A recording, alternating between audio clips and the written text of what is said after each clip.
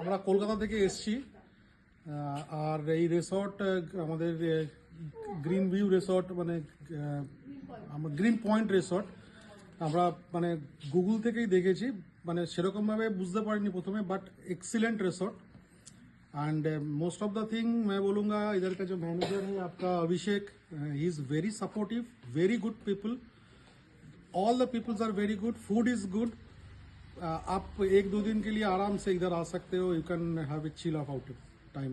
आप इधर आओ, এখানে থাকুন, আপনারা এখানে ভালো ভালো জায়গা, মানে আপনারা এসে বলবেন, রিগ্রেট করবেন না, এটুকু আমি বলতে পারি যে প্রপার্টি ভালো।